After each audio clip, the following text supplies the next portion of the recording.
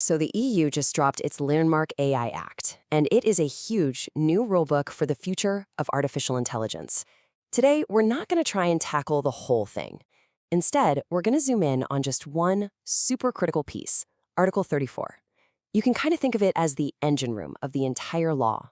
And understanding it, well, that's the key to understanding how the EU plans to make AI safe for all of us.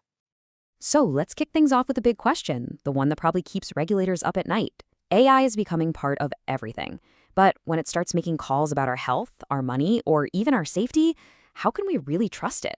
I mean, how do you check under the hood before that car is already out on the road? That's exactly the problem this law was built to solve. Okay, so the EU isn't really worried about, the AI that picks your next song on Spotify. Nope. They're focused on what they call high-risk AI. And this is where the stakes get, well, incredibly high. We're talking about algorithms that could help diagnose a disease, decide if you get a loan, screen you for a job, or even help out law enforcement. When AI has that kind of power, you absolutely need a system to make sure it's fair, accurate, and safe.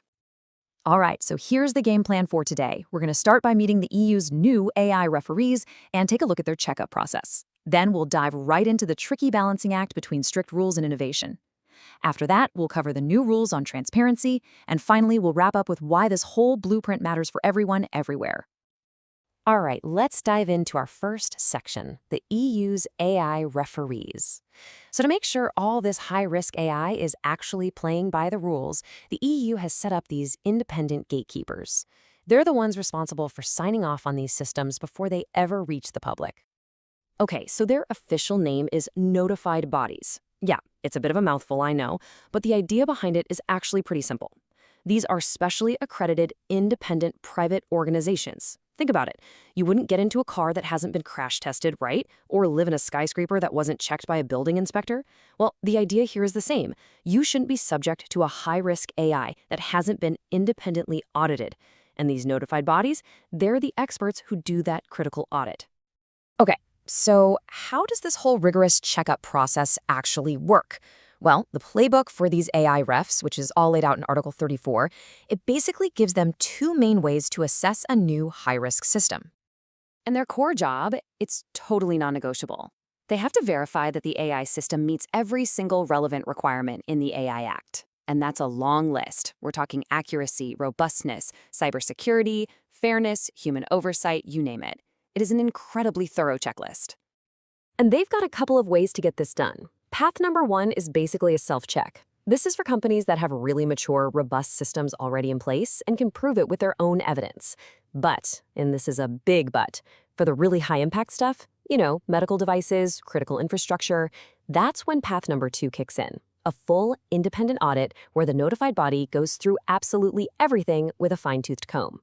So it's a flexible system, but it dials up the rigor when the risks get higher. Okay. Now we get to what I think is the most fascinating part of this whole story. How in the world do you write tough safety rules without accidentally crushing the small, innovative companies that are literally building the future of AI? This was the absolute heart of the debate when they were writing Article 34. And believe it or not, it all boils down to this one little phrase in the law. It explicitly says that notified bodies have to avoid unnecessary burdens, especially for micro and small businesses. But getting that exact wording in there, that was a huge political fight. You see, this debate, it wasn't settled overnight. It played out over years. Back in late 2022, an early draft was pretty broad, just talking about the size of an undertaking. But then the European Parliament, which often champions small businesses, they really pushed back hard. A compromise started to form in early 2024, and by May, the final law had landed right where the Parliament wanted it. It now explicitly says that small innovators get priority. And look, this wasn't just talk. It wasn't just about putting nice words in a law. The Act actually backs this up with real practical help. For starters, small businesses can get their assessment fees reduced. They get standardized templates to make all that paperwork easier. And maybe best of all, they get priority access to something called regulatory sandboxes, which are these safe, controlled spaces where they can test their AI with expert help before going to market. Right. So it's crucial to remember that these AI referees, they aren't just operating in some kind of vacuum. They're part of a much bigger system of checks and balances, all designed to keep everyone accountable and honest. And this chain of oversight, it's all about accountability.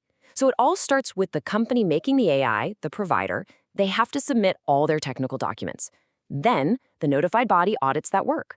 But here's the kicker. Above them, a national government authority is watching over the notified body, and they have the power to demand all the same documents. It's literally a system of oversight on top of oversight.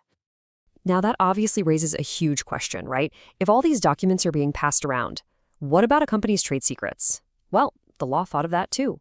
Article 78 requires strict confidentiality. So while the whole system is built for transparency, there are powerful protections for the intellectual property that actually drives all this innovation.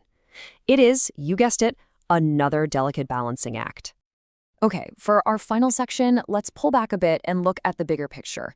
How all these little details in Article 34 come together to create a blueprint for the future of AI, not just in Europe, but maybe for the whole world.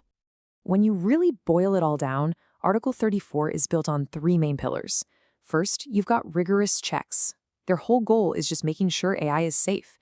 Second, you have fair rules, designed to protect innovation and not cross the little guys. And third, there's open oversight, which is all about building public trust through a system everyone can see is fair. Safety, innovation, and trust, those are the cornerstones. And really, that's the ultimate goal here. Look, this was never about stopping progress. It's about channeling it in the right direction. The whole point is to build an ecosystem where citizens are protected from harm and where the most responsible innovators have the freedom to flourish and create amazing things. It's a blueprint for trying to build a better, more trustworthy AI future. And all of this leaves us with one last massive question. The EU has laid its cards on the table. This is their detailed, ambitious blueprint. It has decided how it's going to balance safety with innovation. The question now is, will this become the global standard?